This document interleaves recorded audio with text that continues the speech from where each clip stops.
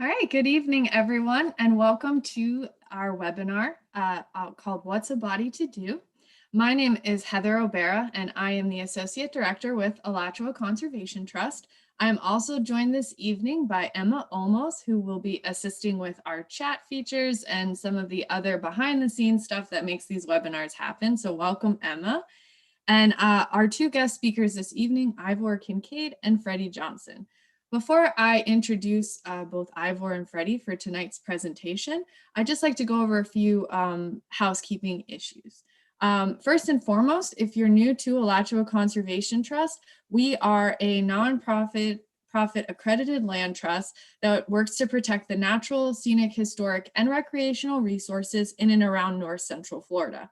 And we protect land through acquisition, donation, and conservation easements in 16 counties.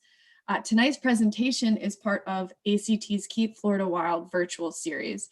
If you'd like to support future environmental educational programming like tonight's talk, you can make a donation by texting Florida Wild to 44321, or you can go to our website and make a donation online. We greatly appreciate your support for programming like tonight's presentation.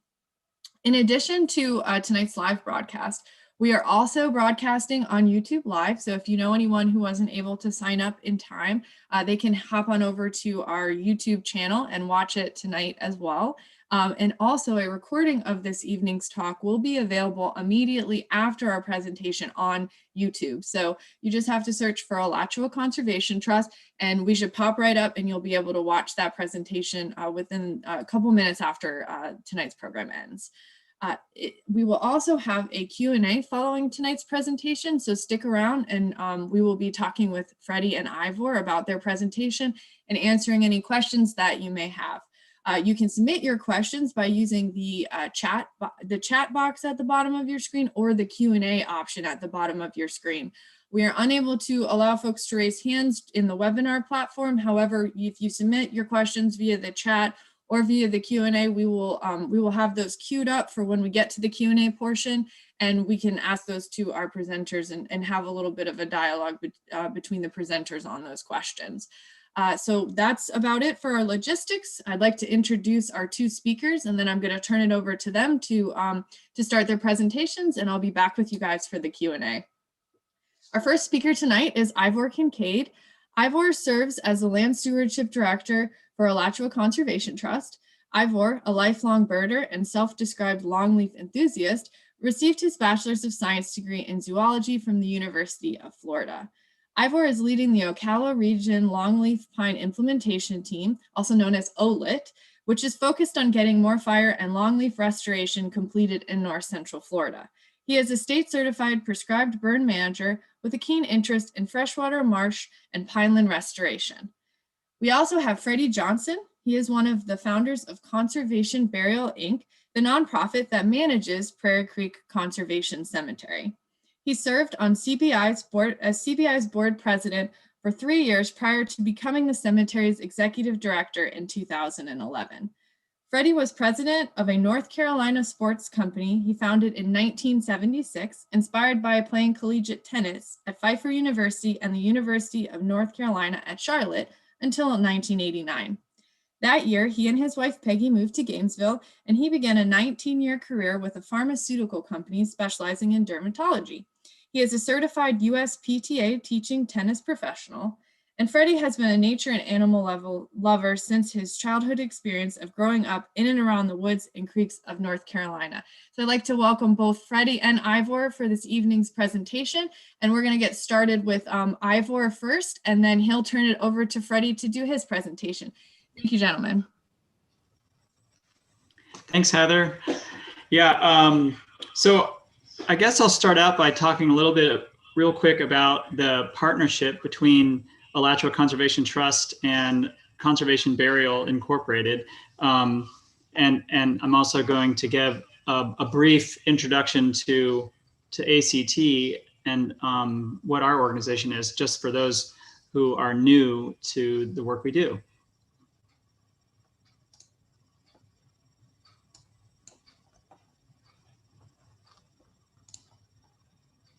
You'll give me 1 second.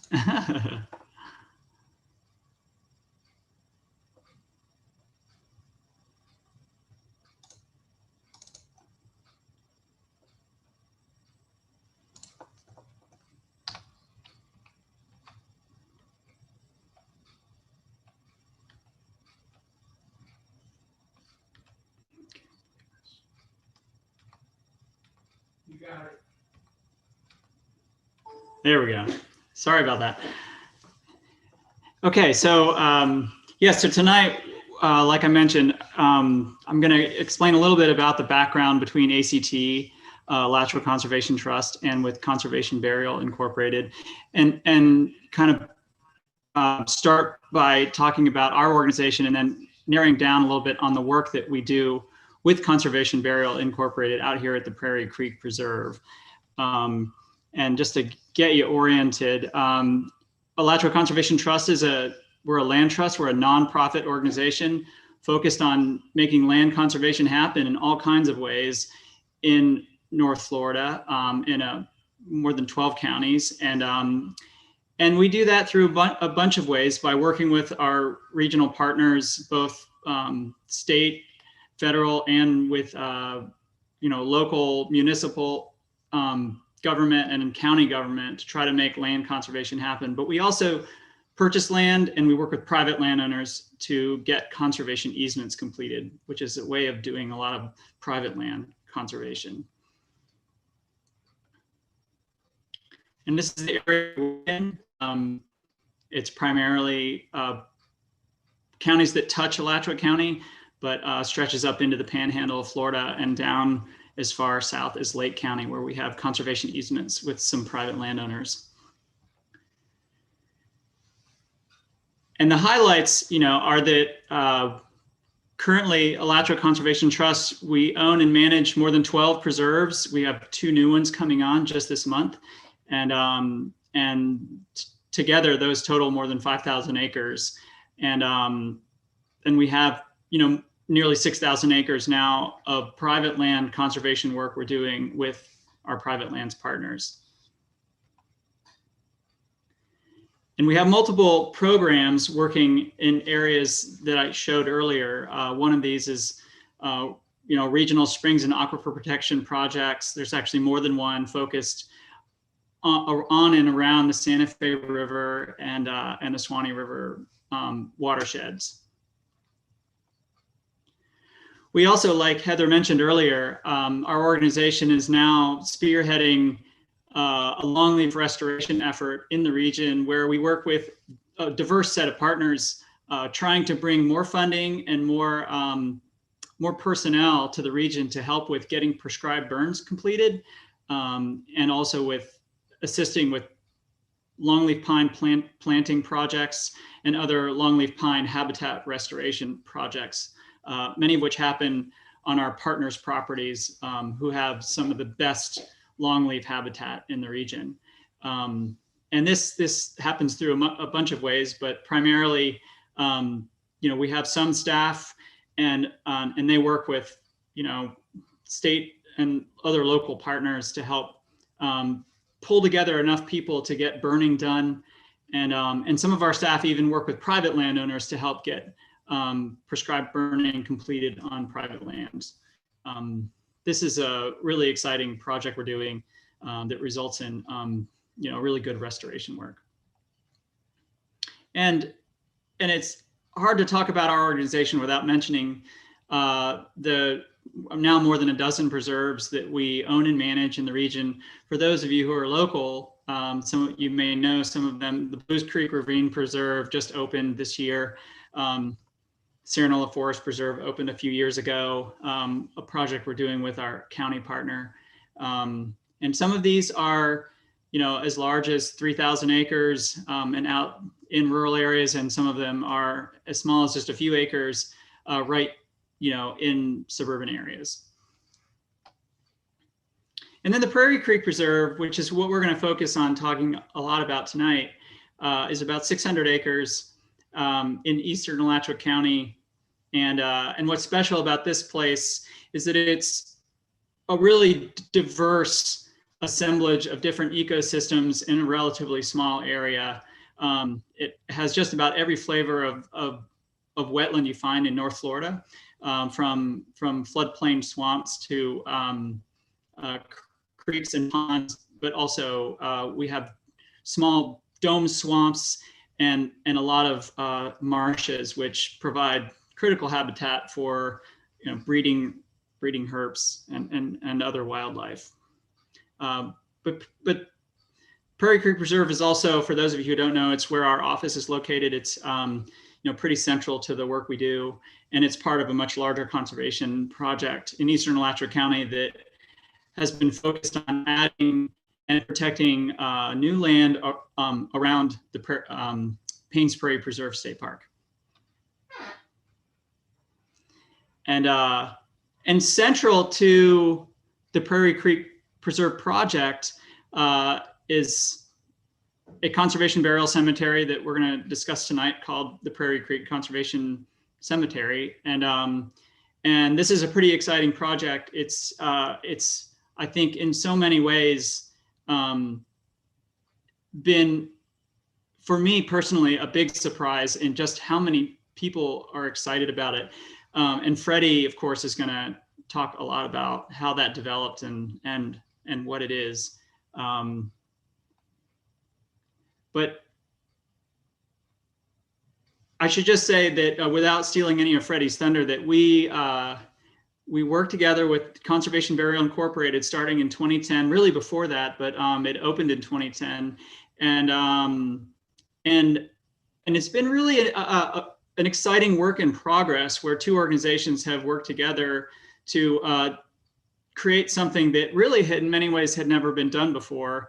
And you have these two organizations, one that's focused on providing, green burial alternatives, and then a land trust that's focused on getting land conservation done and doing resource management and restoration work. And one of the exciting things about this partnership is that we both had some combined interest of getting land conservation done, but also doing activities that restore and heal the land. And so early on in the project, we looked at all the features we had on the cemetery, which included a lot of really good things. We had high quality hardwood forests, ponds, marshes, some swamp areas, but we also had some areas that had been pretty heavily impacted by previous agricultural uses. And so we had a mix of pastures, which primarily had exotic pasture grasses that had been planted for cattle. We also had some forested areas that were pretty heavily impacted by previous uses, and really had created a big opportunity for our two organizations to work together to do some restoration work.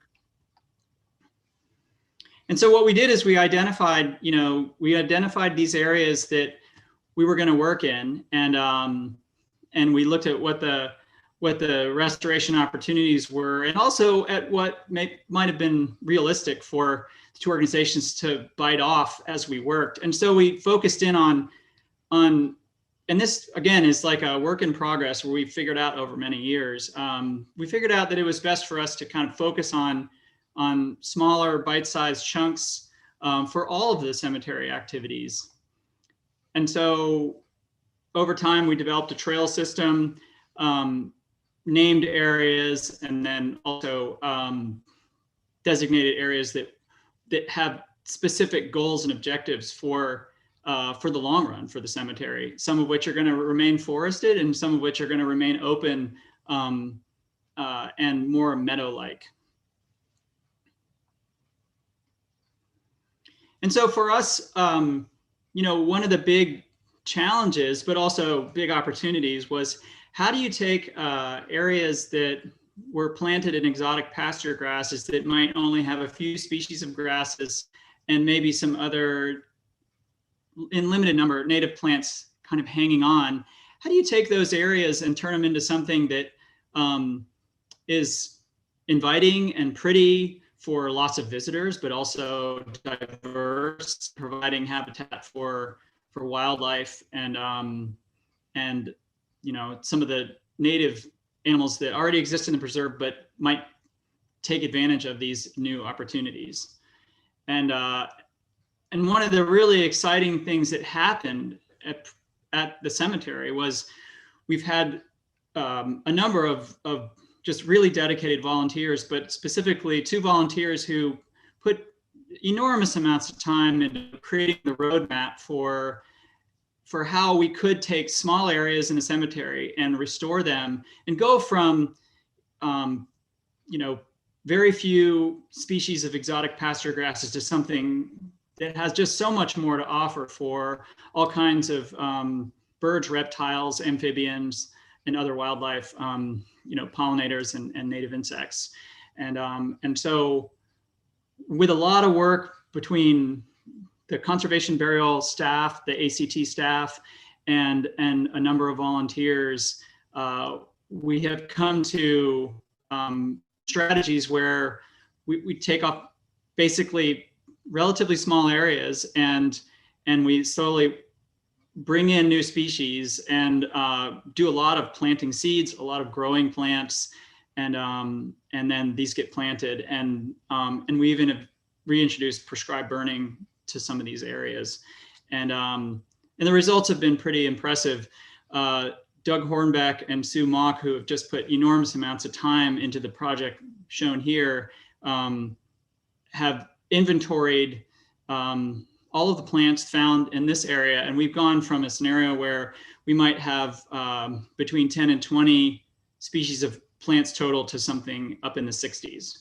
And this is pretty special because over time, the wildlife find it. They just come, you build it and they will come. And when we've seen out here in these restoration areas, we've seen gopher tortoises, 6-line race runners, a lot of harvester ants, and even a lot of wintering sparrows in the wintertime that really rely on areas, diverse areas that have a lot of seeds, a lot of open ground, sandy areas where they can forage and find these seeds.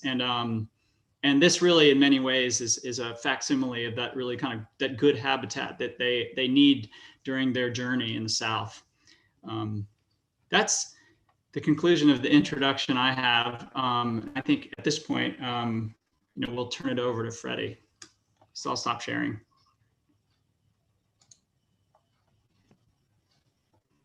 Thank you, Ivor, and thank you, Heather and Emma. So I'm going to make an attempt at switching over to share a PowerPoint. Welcome, everyone. I'm still working on getting my screen up, but I think it's happening. There we go. And very good. What's a body to do? Welcome, everyone. So I call this What's a Body to Do us actually, and it's a very good thing for everybody to kind of think about. Everybody has a time where somebody else has to do something with their body. So it's really helpful if someone's done some planning to help friends and family out with what you've decided, or at least to tell folks do whatever you want, so that they know that they're not doing something you don't want.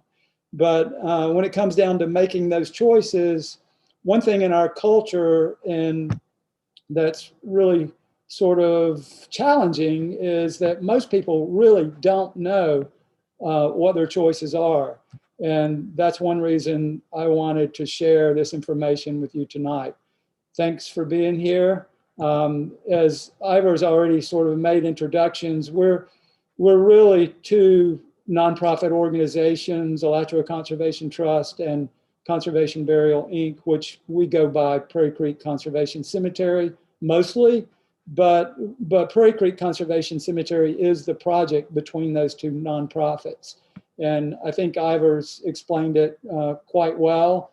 What Conservation Burial Inc. is all about is the part that overlaps with particularly well with Alachua Conservation Trust is, we recognize the value of forever protecting land.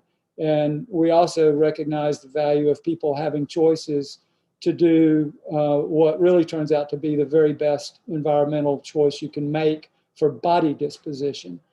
And I'll talk a little bit more about Prairie Creek Conservation Cemetery and everything associated with that. But first, let's go a little bit into history, because I know that many of you have heard probably by now about green burial or natural burial. And by the way, those are interchangeable terms.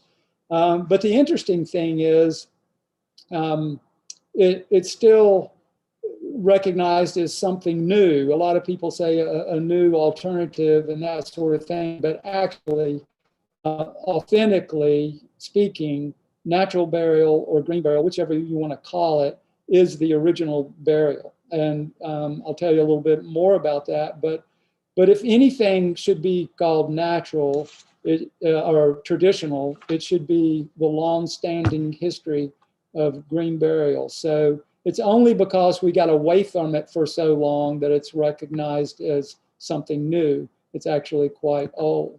Burial was the first way that human beings, natural burial that is, except for we didn't call it natural burial back then, it was just burial. It was the first way that human beings figured out that they wanted to do something with those other human being bodies that they had known or encountered. There's evidence of that going back for about 50,000 years. So it is long-standing, and if anything could be called traditional, it would be natural burial or green burial. Mostly, what that means is that all of the things that we use in modern day burial, like vaults and embalming, caskets, or at least metal caskets, all of that is not a part of green burial. And it was, if it's going to be considered a green or natural burial, any materials have to be biodegradable. And it's perfectly fine if you just use a shroud with natural cloth and no container at all. And in fact, all around the world for thousands of years, that's what many groups and civilizations did. Up until the 19th century in North America, this is what was practiced. And people actually cared for their dead, and families valued that sacred practice. It wasn't until up until the Civil War that things started to change. But up until then, women would be the ones often to lay out the body in the room of their house, and they would clean the body. The men folk might be out building a casket or coordinating, like in more urban areas. They might be coordinating with a cabinet maker to help make a casket, or there might be a local cemetery that's a community cemetery that was very economical or nearly free to use. But oftentimes in more rural areas, folks, neighbors, friends, family, they were just burying their loved ones on the farm or on some nearby land that they used. And with that background, I'm going to take a pause because in these days, there were actually two populations or two groups of people having different experiences with death. There was, the settlers, and then there were the Black folks, which were enslaved. And very different experiences, but, death comes to us all. So they were having these experiences. And I just want to share with you a little bit some information I found out of an older The Atlantic magazine. And the lady that wrote this article, Tiffany Stanley, you can see it there. You can look it up if you like. But I'm going to quote in regard to the enslaved, and even after slavery, there were also quite a bit of different experience by Black folks in terms of death and death care. But her quote in that article, I think, describes the enslaved population experience, or at least gives a hint of it. Untimely death and dying marked the African American experience at its beginning, from mortality-plagued transatlantic voyages to the violence of forced labor and the privation of the slave quarters. Surrounded by these unnecessary deaths, funeral ceremonies were an urgent and central rite in the slave communities. So also, a very good source that I found is this video, which you can see with Caitlin Doty, where she interviews Dr. Cami Fletcher, who is the president of the Collective for Radical Death Studies. And in that video, it's really a documentary. But one of the things she says in there is that Black people use death to claim humanity. So in all of that experience of being enslaved, when there was a death, it was like a very small, fresh point or opportunity to have their own humanity and to share and to sometimes actually have some private time.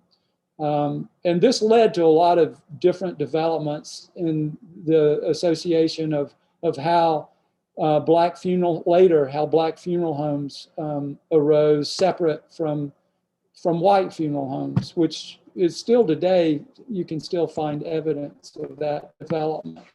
So I want to sort of segue back to the Civil War, because it did for both of these groups of folks, and it brought a tremendous hardship to families. In terms of the settlers, you know, as I mentioned, they're used to caring for their own dead. They're used to having these very sacred moments of cleaning a body, burying it locally, and it was the tradition and long-standing tradition from Europe.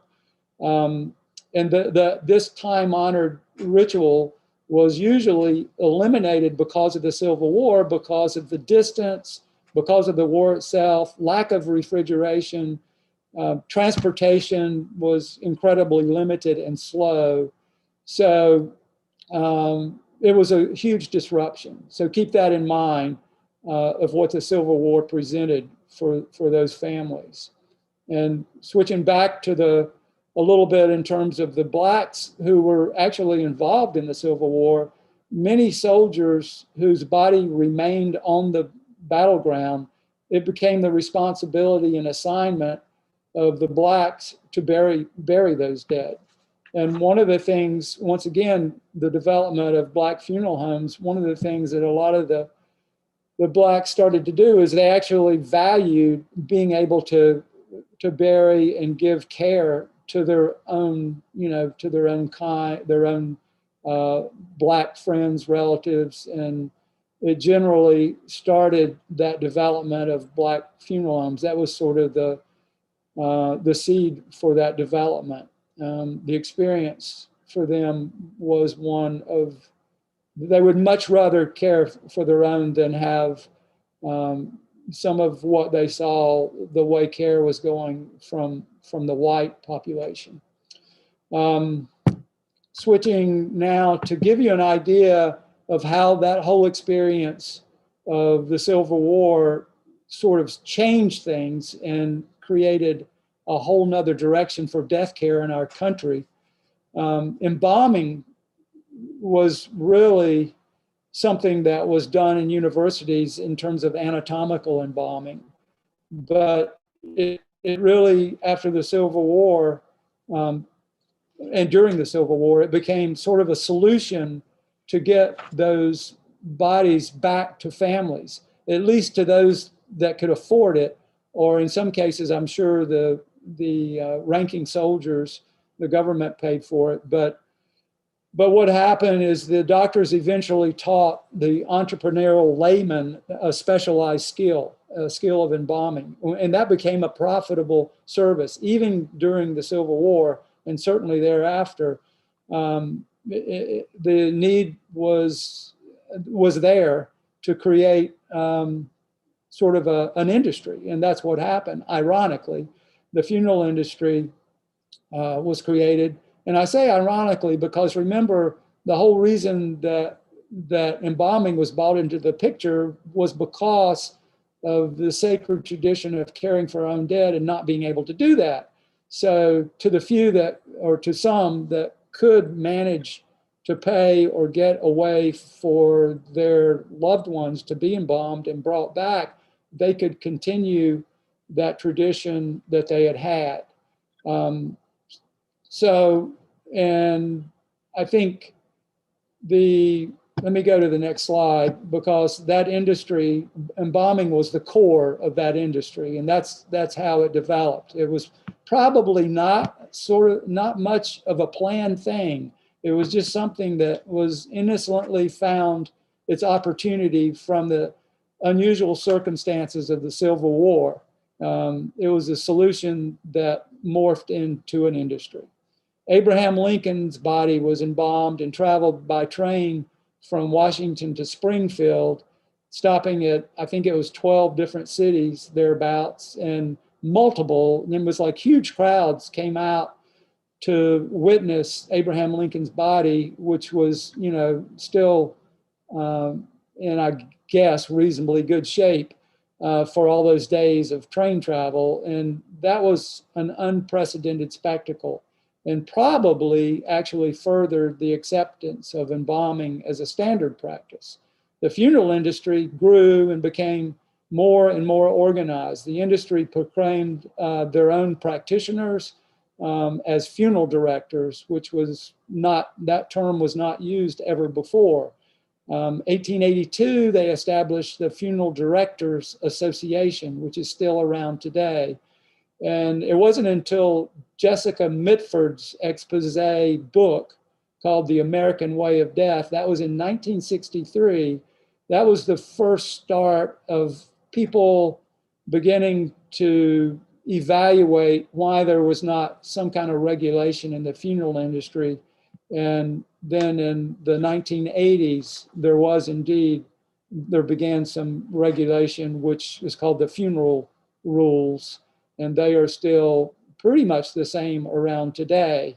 Jessica Mitford's book, The American Way of Death, is actually still, there was a renewed edition, revised edition, updated in, I think, 1995, but it's still a great book to read about that, a lot of that history and the development of the funeral industry.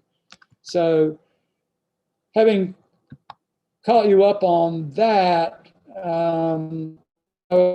now is to start to go into some of the options and what most people consider today as their options of what to do with a body, their body or someone's body. So once again, knowing what I've gone over in terms of natural and green burial and the history and the more modern development of the funeral industry, what I propose, or what I posit, is what we really should call what we do today in terms of burial. We should call it contemporary burial or vault burial or modern day burial. It's really not appropriate in my view, and I am somewhat biased, but just logically, why not call it these names instead of traditional burial, considering the word tradition really represents long-standing. I think if you go back thousands of years, green burial, natural burial has earned the right to be called traditional. The only real traditional or contemporary disposition choices that is commonly recognized in our culture, in our country right now, you all know them. You're either choosing between cremation or what I'm calling modern day burial. So let's first look at the choice of modern day burial. Here's what that represents in terms of across our country, in terms of mostly environmental impact, which is huge. So there's a lot of cost to the environment. There's also a lot of cost to the pocketbook, because you got to pay for all these things that you're putting into the ground. There are lots of different types of cemeteries. I mean, just to name a few, there's veteran cemeteries, church cemeteries, municipal cemeteries, there's historical cemeteries, but almost all of them, even if they're historical and were once had natural burial in them, like during or before the Civil War, and maybe even some a little after the Civil War, nowadays, with very, very few exceptions, all of those cemeteries are using vaults, and most burials have embalmed bodies in them, and most of them have metal caskets in those vaults. And then there's usually some kind of granite or tombstone on top of that. and there's 1,000 or more per acre. So it's a huge amount of impact. And hopefully you've kind of read over some of that, and I can go to some of the myth busting that about that choice, because embalming, a lot of folks don't realize that embalming is almost never required by law. It is in some states, it depends on the state you're in, but there are a few highly communicable diseases that do require embalming. I've been kind of involved with this for about 13, 14 years now, and I have not yet seen that case in at all. But in some states, that communicable disease requires embalming, but other states actually will prohibit embalming. So it's a little bit all mixed up. But what you really need to know is almost never is embalming required. And even though it does prolong decomposition of a body, for a natural burial, you have plenty, as in weeks and maybe like a month if you need it, time to refrigerate a body that works quite well. The policy for home body viewing is also not required by law that you have to have embalming. So regardless of what you might hear, there's always a way, almost always a way to have a viewing of a natural burial. And it is done quite often at Prairie Creek Conservation Cemetery. And vaults, once again, not required by law in any state. However, laws do allow cemeteries to limit their cemeteries to vault burials. And that's why you see so many vaults, is cemeteries will say that if you're buried in our cemetery, you have to have a vault. So that means you got to buy a vault. That also means that cement and impact in the environment's going in there. You do not legally are not required to have a casket of any type. Unfortunately, almost all caskets in modern burial are going to be metal caskets. And I think that catches us up on some myth busting, except for one more. Once again, shrouds are totally fine and legal in every state to use without any other container.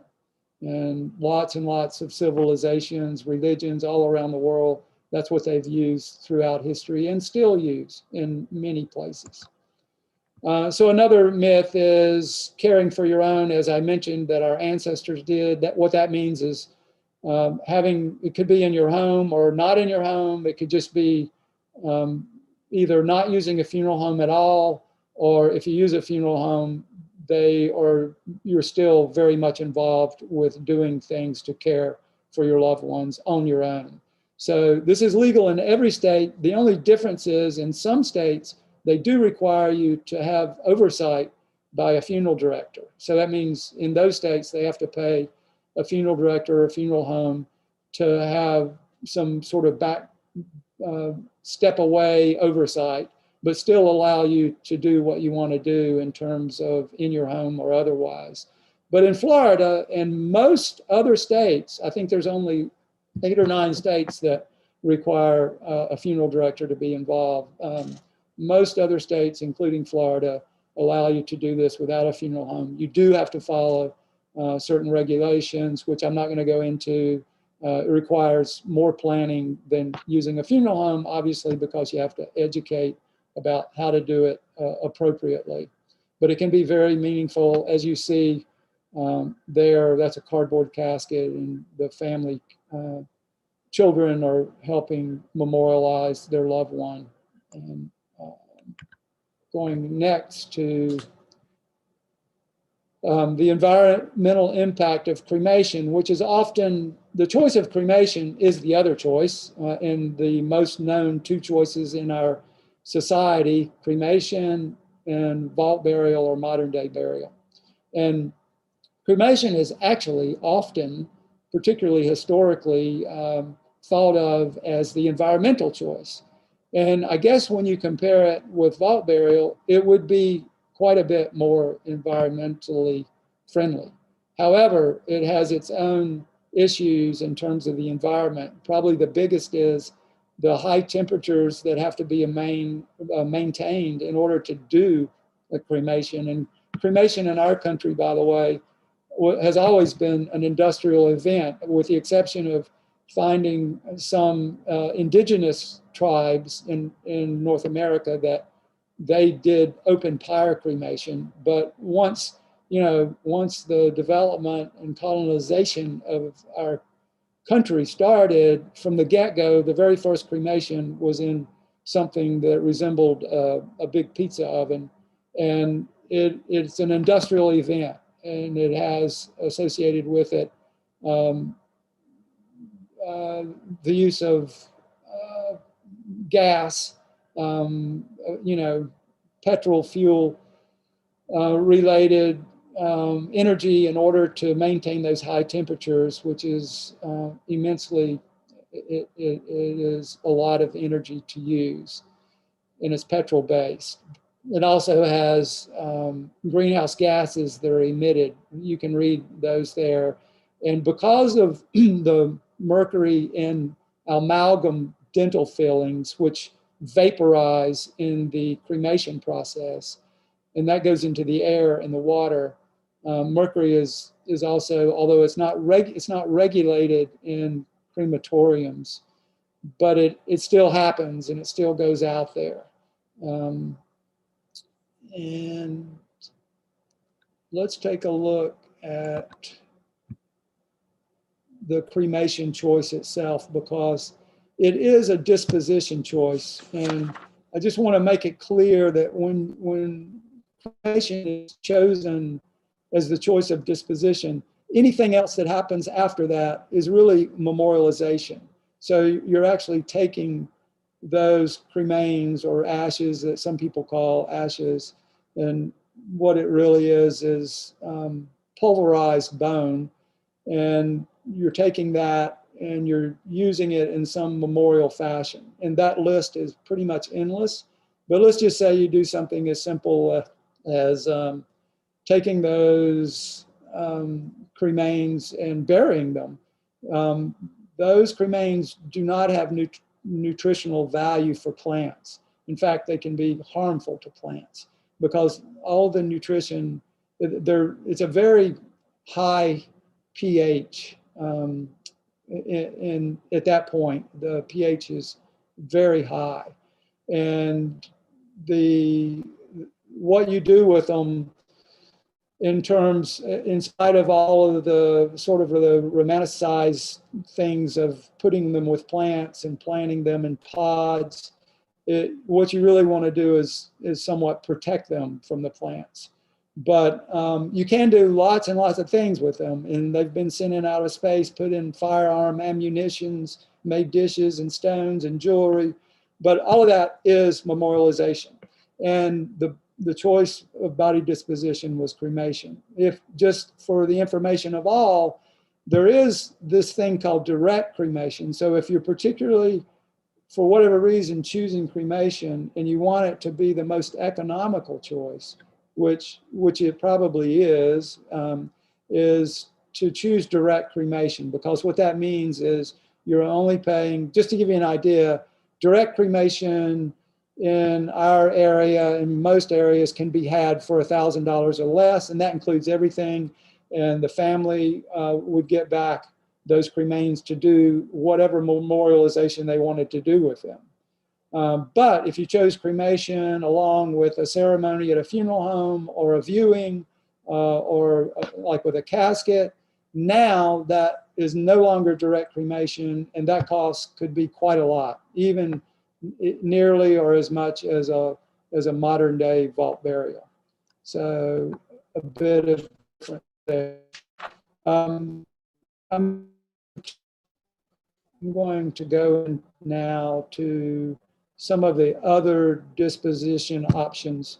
We've talked about sort of what everybody knows about generally, a choice between modern day burial and the choice of cremation. But there's even now in Washington State, and I think now 2 or 3 other states, and working on California, is Recompose, which you can look these up online. Recompose is a body disposition choice, legal in a few states now, started in Washington State. And it is basically body composting. And the value, of course, is it's much more environmentally sound, although it does require a certain amount of infrastructure. And but you end up with, as you might imagine, from composting, you end up with rich soil, which can be used in conservation areas or in urban gardens or at home. So that's a new thing, a very new thing, and you can research it just by Googling Recompose or body composting. Forensic body farms are essentially a scientific choice for folks that want to donate their body in a different way to scientific study.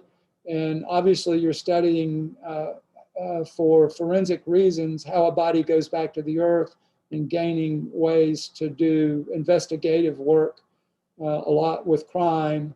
But there's only about 8 of these in the country, and we actually have one near Tampa. And I've in these talks, at least one person I know of have actually chosen this because they didn't have money for their plan for their body disposition plan. And you can choose this and it costs nothing. Because we're so close to them, they don't even charge for transportation. But you do have to talk to them and work it out, be accepted, as you do with any kind of donation towards science. So once again, I just want to let you know it's out there. It's interesting. One of the biggest one of a similar choice is in Tennessee. It's often called the farm. And going to other choices, there is in most states, including Florida, the choice to be buried at sea. It's probably not the best environmental choice, once again, but it is a meaningful choice for folks. If a person was in the Navy, I think the Navy will actually help, and perhaps for free or very little can work out a burial at sea. But it is a choice for others too in the state of Florida, and their Vital Statistics Office actually has information on how to do that. Resumation, or it's called many names: biocremation, aquamation, non-flame cremation. This is another strategy among others to try to find a substitute for industrial cremation. And the value of resumation, which is legal in probably, I don't know, it's probably up to 20 states now. Florida was the first to make this legal. But essentially what it is using lye to dissolve all the soft tissue of body, which goes back into the water treatment plant, and that's okay because of the pH is apparently acceptable. And then you end up with bones. And the same thing happens with flame cremation. Is there's a pulverization process. Families can get those the remains back.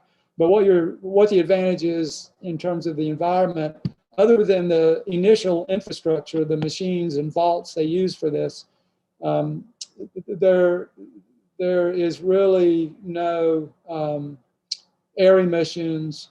The energy use is probably a third of cremation, just because they're not using all that propane at high temperatures. So biocremation is another choice. There's the anatomical board, and for us, obviously, the UF Health and Shands is that choice, which is a low-cost choice to donate your body to research. There is some cost. There is at least one place in the United States where you can still do legally an open fire cremation, and that's Crestone, Colorado. I've been there a couple of times. They also have a natural burial ground there. but they've worked it out because of this very special place in the Sangre de Cristo mountain range in Colorado. Lots of Eastern spiritual communities there. And so they've managed to build in their own right for open fire cremation. They do have a limited number per year. Want to make sure I keep going because we want to have plenty of time for questions. So I'm going to jump right into natural burial, which is obviously, I've already mentioned that natural burial is no vaults, no embalming. If you use a container at all, it has to be a natural biodegradable container, but shrouds are perfectly fine. I'm going to read you, because I don't know this in my mind without reading it, but this is the Green Burial Council's definition of green burial, which captures it in a broader sense. Green or natural burial is a way of caring for the dead with minimal environmental impact that aids in the conservation of natural resources, reduction of carbon emissions, protection of workers' health, and the restoration or preservation of habitat. So that captures a lot, and conservation burial is particularly capturing a lot of that. But natural burial at least has the potential to capture all of that. So going forward to the most basic definition that I've used before is no vaults. And in terms of shrouds, you can see a picture there that's at Prairie Creek. Both of those photos are at Prairie Creek Conservation Cemetery. But I want to make clear the distinction, and the one on your left, by the way, that's actually a grave that shroud on your right will be lowered into. So that's 42 inches deep. And that's all the foliage in there. Is we do that at burials at Prairie Creek. The shrouded body will be lowered in there, and then friends, family, volunteers, whoever will be covering and finishing, putting the earth back where it was all hand dug out of. I just want to show you some of the containers used in natural burial and also at Prairie Creek Conservation Cemetery. Shrouds can be any natural material, cotton, linen, silk, and the wicker caskets are very common. They can be made out of different natural bamboo, seagrass, wicker, obviously, different things. Cardboard can be turned into a beautiful piece of art and memorial. But what the cardboard really starts out as is a cardboard cremation casket, which is very economical, easy to work with, and biodegradable. Untreated caskets that aren't, that don't have chemicals or paint on them can be made homemade, or they can be like orthodox caskets, which most funeral homes, pretty much all of them, have access to those. So the difference between conservation burial and just a natural burial ground, or what's called hybrid burial ground, those are all terms identified and described by the Green Burial Council, which you can find their website, greenburialcouncil.org, I think. But they're a nonprofit certification for natural green cemeteries, also funeral homes and products. But for cemeteries, they divide it up in terms of hybrid, which means mixed. You have mixed choices of modern day burial choices and natural burial. And then you just have natural burial grounds where that's the only thing they allow.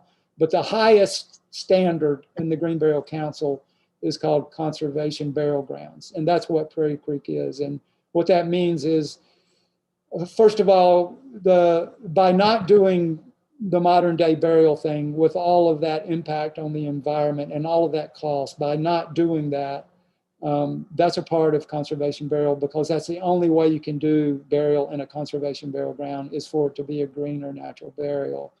But it's also not only about what you're not doing, it's about what premium are you doing over and above.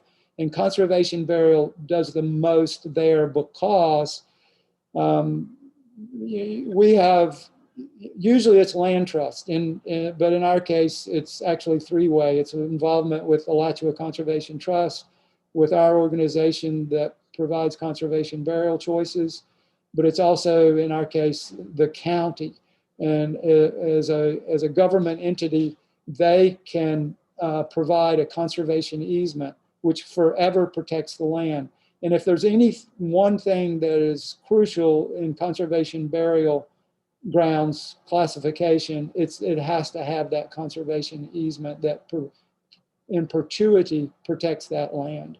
And particularly with climate change and all of the environmental impact, by combining things that we do, that we practice that are doing harmful, and then combining them with the things that create natural cleansing of air and water and a space for animals and plants and people, that is an incredibly powerful combination. And that's what we're doing. And that's what conservation burial grounds do. This is our Prairie Creek Conservation Cemetery mission.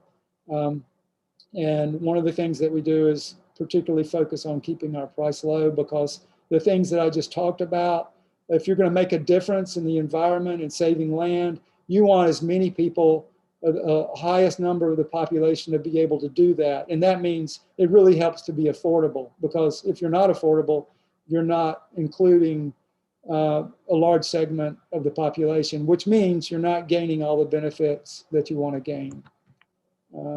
We have, as Ivor's already mentioned, we have volunteers that are just amazing. They help with not only land management and ideas, but they also help with hand digging graves for families. They help with burial teams to help families do burials.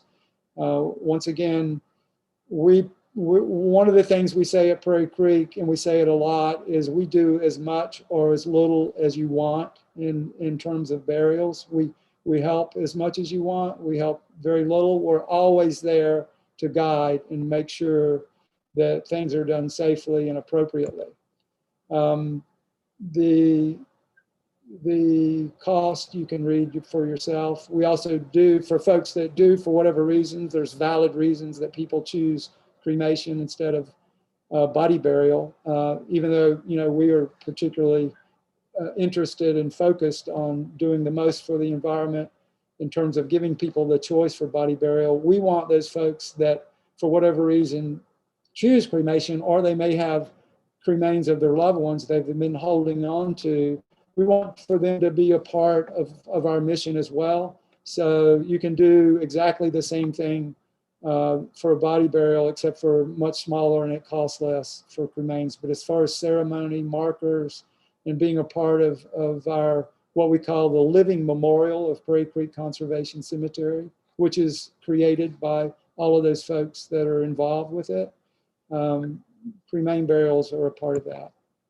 So I wanted to make sure we had plenty of time for questions for both Ivor and myself.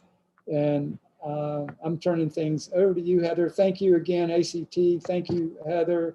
And thank you, Emma, for making this possible.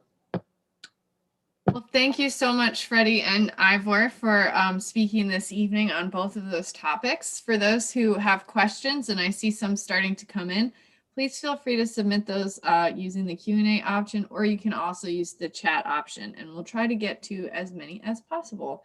I'm going to start off with a few questions first to give folks some time to get their questions in. So the first question that I have is for you, Freddie. And my question is, how has COVID-19 impacted the burial process at Prairie Creek Conservation Cemetery? Has procedures kind of changed a little bit, and what changes have kind of been implemented to keep everybody safe? Right. That's a great question. So yes, particularly for the year of 2020, first of all, our staff was committed and dedicated to do what we've always done. So we never stopped doing burials for the safety of all and for the safety of our staff, because if if one of our staff gets sick and is out, in the case of COVID, particularly before we were all vaccinated, it pretty much knocked everybody out. And this is not something that we do that we can just easily pull other people into. So we did limit, less so now, although we still limit burials right now to 15 or so folks. Whereas before COVID, I mean, we didn't have any limits to number of people that came to burials. But now we're very still, we want to be safe. And so we're allowing 15 and sometimes a little bit more. But there was a time last year where we only allowed 10. And if we did a COVID burial, and by the way, we did some COVID burials, but not that many. Then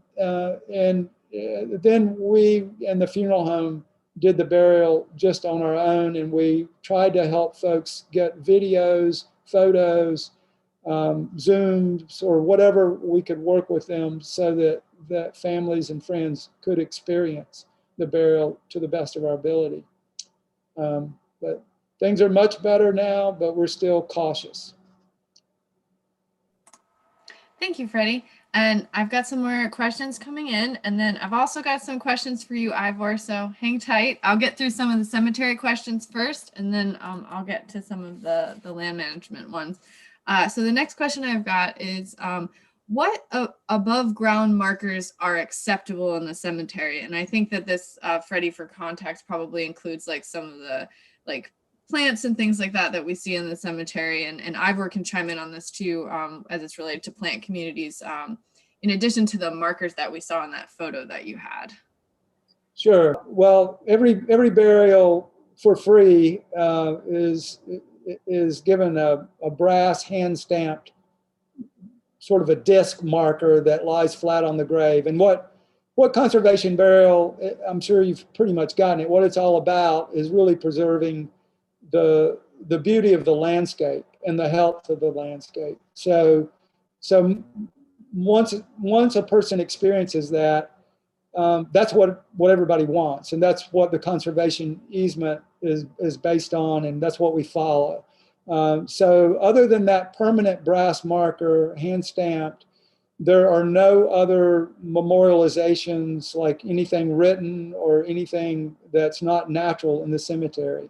Having said that, the way things unfold, the culture of Prairie Creek is that folks started finding what I often call mineralized pieces of pine or cypress on the cemetery land or nearby land that they were able to procure what we call a nature sculpture. So limited in size, those things are allowed to be on a grave or even standing up, a 1.5 feet or a couple feet on a grave. Not everybody does that, but when you see them, they do not distract from the landscape. In fact, they were originally a part of the landscape.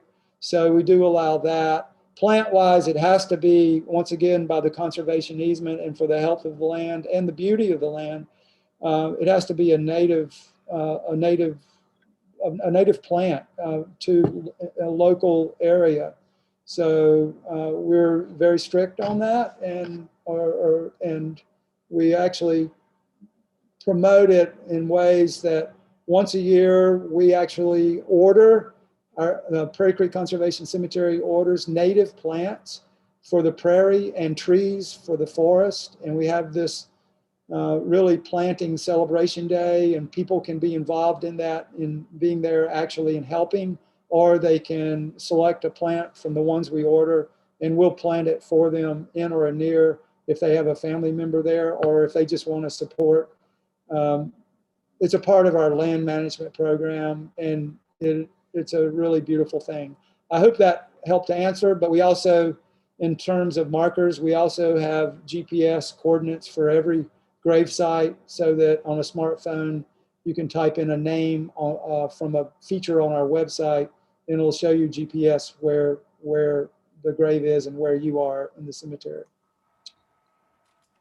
Great. Thank you so much, Freddie. I'm going to switch over to a question for Ivor really quick, and then I'll go back to some of the other questions we're getting on the cemetery. In relation to prescribed fire, you talked a little bit about using prescribed fire for restoration efforts.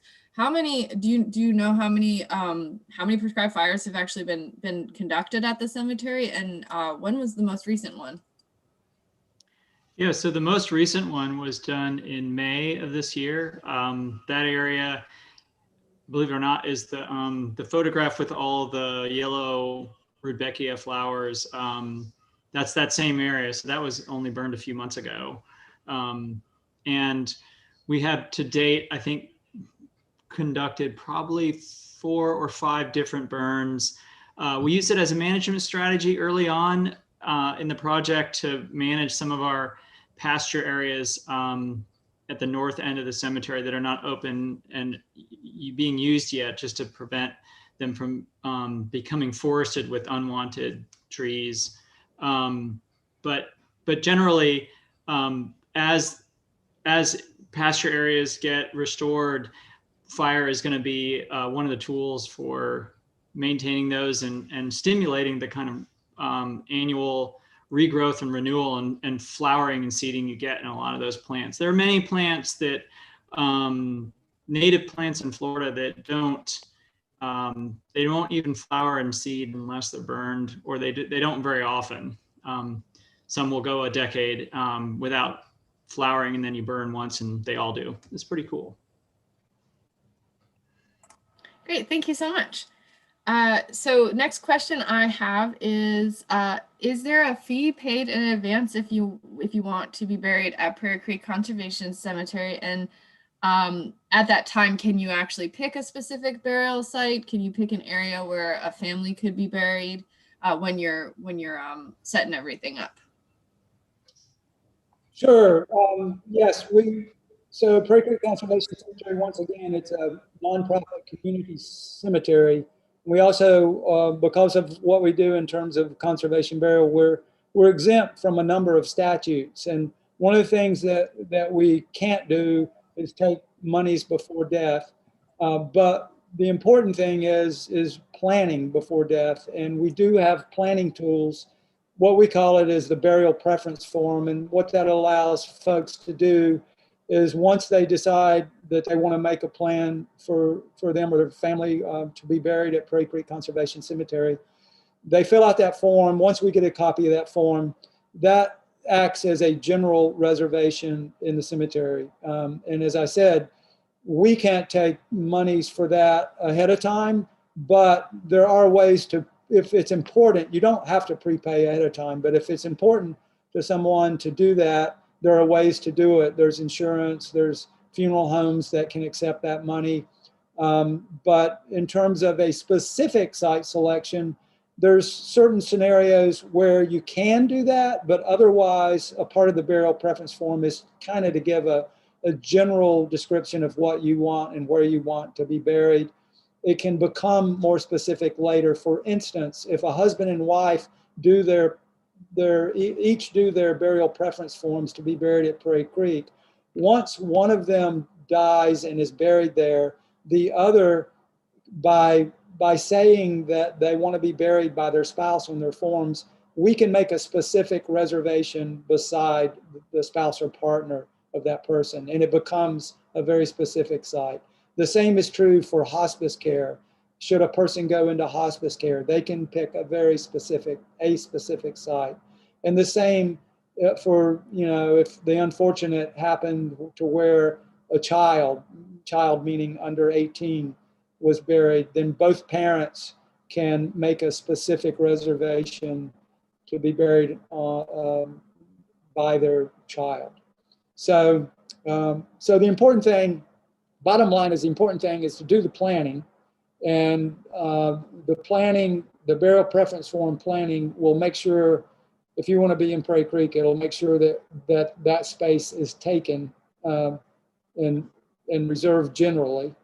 And in terms of more specifics, if you do want to prepay, you can get in touch with us and we can tell you ways, and I can share with you one way is to find a funeral home that has a license to take prepayment. which most do, and you can work it out with them as well as a funeral plan. But happy to answer more specific, if you just call us more specific, because there is a lot of individual situations that I can speak to, but that's the general idea. Great, thank you. And this is kind of a follow-up to this, and it's a loaded question from me because I already know the answer, but I want folks to have this information. And that is, can you be buried with your pets at Prairie Creek Conservation Cemetery? Very good. So Prairie Creek Conservation Cemetery, as a nonprofit, it's classified as a human cemetery, not as a pet cemetery. But at Prairie Creek Conservation Cemetery, the qualification that we use is if a person, remember I spoke of those burial preference forms where, well, there's two criteria really. If the pet is a part of a family where someone is already buried at Prairie Creek, or if someone has on file their plans to be buried at Prairie Creek Conservation Cemetery, what that means is that the pet burial is incidental to human burial, and that makes it something that we can do. So the answer to that is, as long as you have your burial preference form on file, or if you have a family member that's in the same family, immediate family as the pet, buried at Prairie Creek, then yes. If it's just someone that wants to do a pet burial with no other affiliation, we cannot do it because of our designation. Great, thank you. So this is a question for Ivor. And the question is, how does Prairie Creek, how does each burial kind of support land conservation initiatives at Prairie Creek Conservation Cemetery? Is there a way that when you get buried at the cemetery, you're actually helping support conservation? Sure, yeah. And I think Freddie and I can probably tag team this answer. So a portion of the burial fee is set aside in an opportunity fund for land conservation and land purchase work potentially. And we've already, ACT and Conservation Burial together purchased our first piece of property with those proceeds back in, what was it, Freddie, 2016? 2017, I forget. Yeah, we actually were able to purchase an addition, an out parcel at the Prairie Creek Preserve with funds from the proceeds of burials. There's also opportunities for, well, so a portion of the proceeds that come from burials can be used for restoration work. Families also have the opportunity to make a donation to the Tree and Restoration Fund. I didn't really get into the details earlier. Freddie kind of mentioned it a little bit, but you know, in areas, the non-meadow restoration areas of the cemetery, there are a lot of burials that are in the forested areas that every year, primarily CBI staff and volunteers have been planting trees each November so that they have the best chance for survival and getting established through the winter in areas where we're trying to bring back greater tree diversity. So that's also an option. Yeah, we have 10% of every burial, and actually it ends up being more because a certain portion, if we have extra funds, also goes into it. But we have what's called a perpetual care fund, and it's untouched. And that perpetual care fund, as Ivor mentioned, that's not our organizational Conservation Burial Inc.'s funds. I mean, we control the funds, but the only place those funds can ever be used is in Prairie Creek Conservation Cemetery. And because we're a conservation burial ground, a large portion of that will be used for the land management and ongoing health of Prairie Creek Conservation Cemetery. In addition to that, as Ivor mentioned, we have an opportunity fund which can be used for any number of things, but the main thing we focus on, and that's what Ivor mentioned, that we had an opportunity to save 15 acres adjacent to the original acreage of Prairie Creek Conservation Cemetery. And once again, ACT and our organization came together. We took out of our opportunity fund, half of the monies that, and matched it with ACT's monies, and we bought that land, and it immediately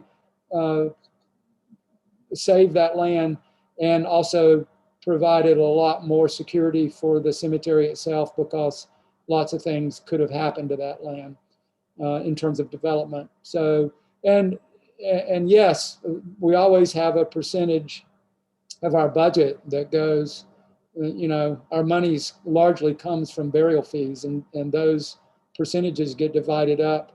A large or a reasonably large percentage goes to land management of Prairie Creek Conservation Cemetery.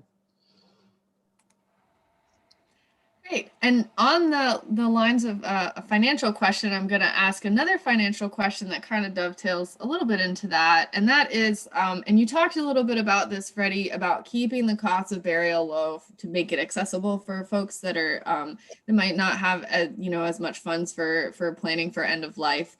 And so the question is, it can be expensive to maintain a cemetery, any type of cemetery, but especially one that is doing land conservation. So can you talk a little bit about how you make it financially accessible for folks to be buried at the cemetery, and maybe talk a little bit about the comparison between the cost, just on average, the cost of being buried at Prairie Creek versus traditional burial at a different cemetery? Sure, great. Yeah, I mean, it is sort of developed as a part of our culture to think in terms of, hey, one reason we're doing this is to mitigate climate change. It's for the environment.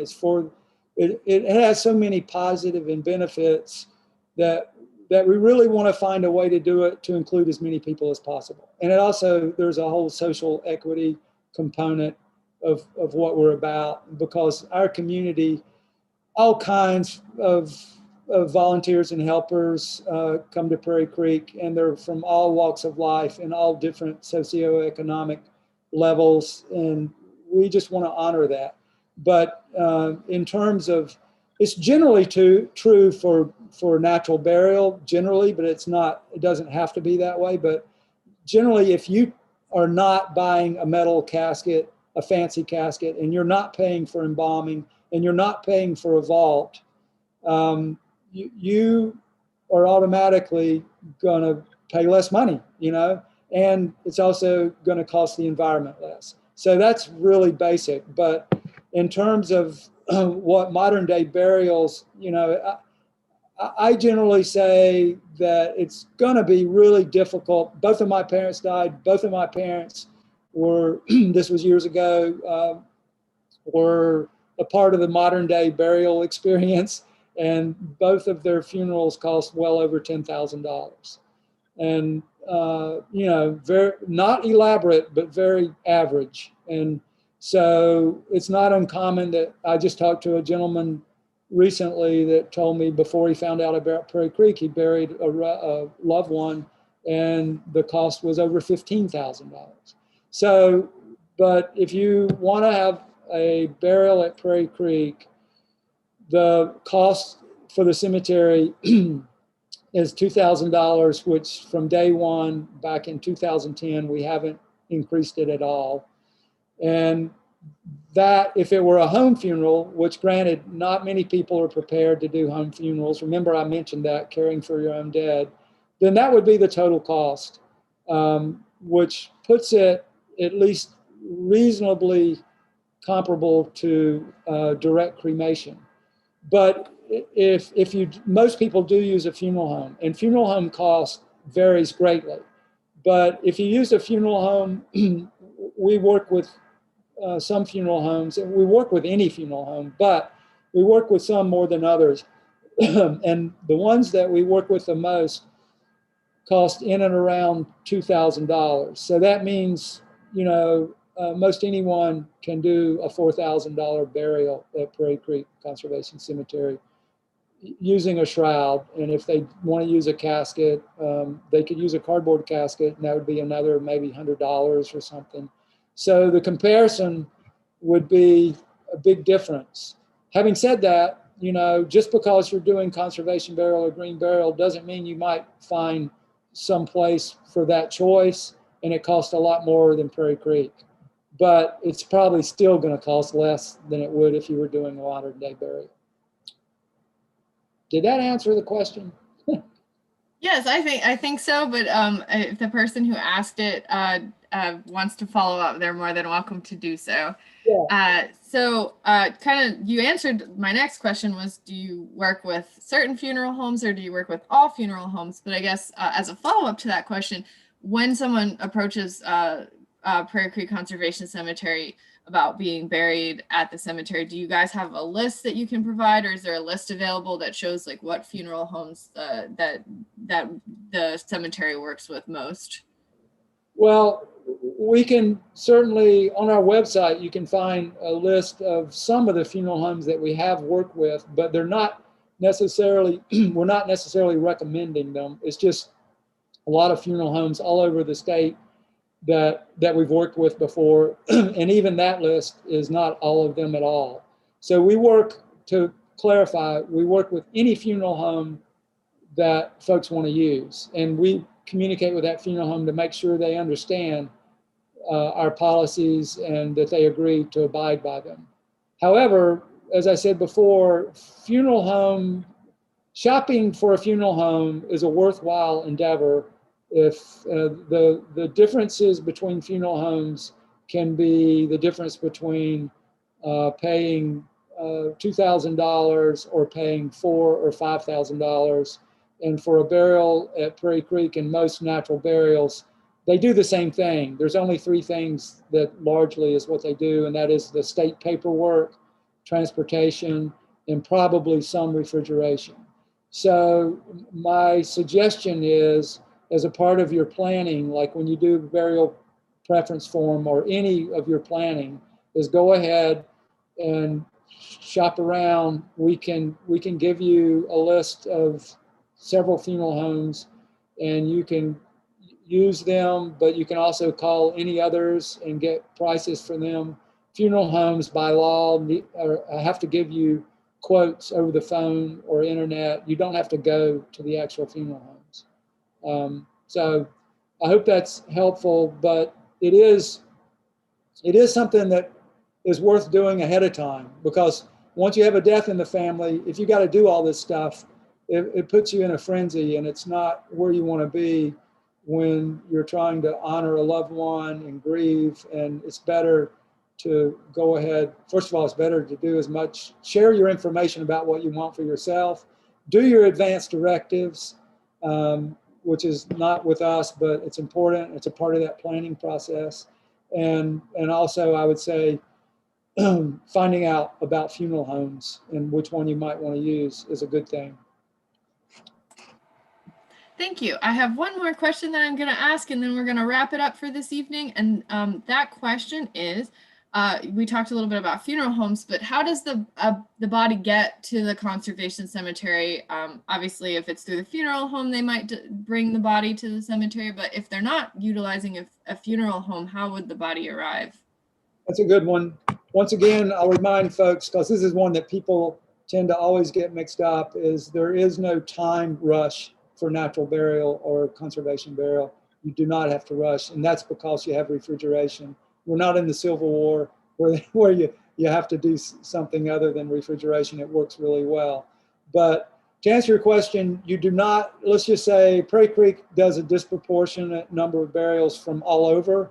That's because there's not that many conservation burial grounds, and people that want it even if they're not so close to us. So we have funeral homes here that are very economical. We know the ones in and around the area that are very economical.